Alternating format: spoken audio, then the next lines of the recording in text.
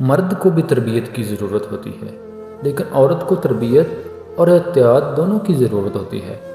عورت میں اللہ پاک نے ایسی خصوصیت رکھی ہے کہ اگر کوئی اس کی طرف میلی آنکھ سے دیکھے پھر بھی اس کو پتہ چل جاتا ہے۔ اسی لیے میرا یہ ماننا ہے کہ عورت کی مرضی کے بغیر کوئی مرد اس کی طرف دیکھ بھی نہیں سکتا۔ حوض کا نشانہ بنانا تو بہت دور کی بات، میں خواتین کو ہمیشہ احتیاط کا اس لیے کہتا ہوں کہ ہمارے معاشرے میں کا المیہ یہ ہے کہ مرد تو ایک غسل کر کے پاک ہو جاتا ہے، لیکن عورت ساری زندگی بھی گزار دے تو اسے گناہ کا داغ اپنے ماتھے پہ صاف نہیں کر پاتی۔ رب سے جب بھی دعائیں مانگے تو عزت کرنے والا اور دیندار ہم سفر مانگے، پیسے والا اور خوبصورت نہیں۔ اگر اخلاق ہی اچھا نہ ہو، اگر عزت ہی نہ دے سکے، اگر محافظ ہی نہ بن سکے تو کیا فائدہ دولت کا؟ اس لیے ہمیشہ نیک پاک دامن ہم سفر کی دعا کریں۔ اگر پیسہ سکون دیتا تو امیر کبھی بھی نیند کی گولیاں نہ کھا کے سوتے، بلکہ پیسوں کا تکیہ بنا کر میٹھی اور سکین کی نیند سوتے۔ افسوس کی بات ہے کہ آج کل ہر لڑکے لڑکی کی یہ خواہش ہے کہ ہمارا ہم سفر امیر ہو، خوبصورت ہو، اچھی جاب ہو، اچھا گھر ہو، بھلے دیندار نہ ہو، عزت کرنے والا نہ ہو، اخلاق کا اچھا نہ ہو، بس پیسہ ہو۔ کتنا خوبصورت ہے یہ احساس، آپ اپنے نیک پاک دامن خوشی اخلاق شوہر بیوی کے ساتھ جنت کے اندر داخل ہو، اس کے ہاتھ میں ہاتھ ہو اور دونوں پر اللہ کی رحمت برس رہی ہو۔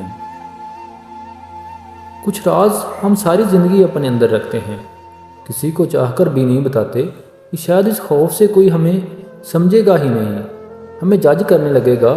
ایسی باتیں ہم اللہ کے سوا کسی کو نہیں بتا سکتے، کیونکہ اللہ جو ہمیں برا نہیں کہتا، جو سب کچھ جانتا ہے پھر بھی ہمیں معاف کر دیتا ہے، جو سب کچھ جاننے کے باوجود بھی اتنے غور سے سنتا ہے، واقعی ہی کچھ باتیں صرف اللہ ہی کرنے والا ہے۔ بعض اوقات ہم اپنے رب سے ضد کر بیٹھتے ہیں، کسی ایسی چیز کے پیچھے بھاگتے ہیں جو ہمارے حق میں بہتر نہیں ہوتی، لیکن ہم اپنا آپ پورا زور لگا دیتے ہیں، اسے دعاؤں کا حصہ بنا لیتے ہیں، تہجد میں مانگتے ہیں، لیکن اللہ جانتا ہے کہ وہ ہمارے حق میں بہتر نہیں ہے۔ پھر اللہ پاک وہ چیز ہمیں نہیں دیتا، لیکن اس کی حقیقت ہمارے سامنے کھول دیتا ہے، اور پھر یوں ہوتا ہے کہ ہم جس چیز کے لیے بھاگتے ہیں پھر اس چیز سے دور بھاگتے ہیں، اور پھر ہم اس چیز کو نہ ملنے پہ رب کے شکر گزار ہوتے ہیں۔ کوئی ہمیشہ آپ سے خوش نہیں رہ سکتا، آپ جتنا بھی کسی کو خوش کرنے کی کوشش کرتے ہیں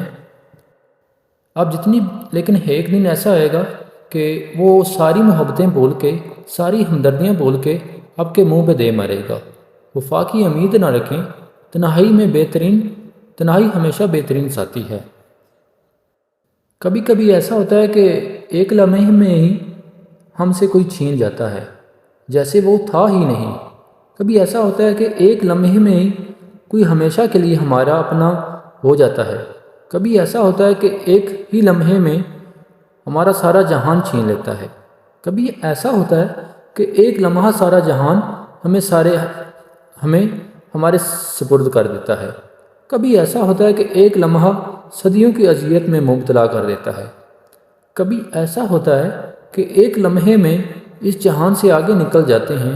لمحوں کی یہ کڑیاں وقت کو جنم دیتی ہیں، اور یہ لمحوں کی مسافتیں ہمیں بتاتی ہیں کہ یہ صرف وقت کی انگڑائیاں ہیں۔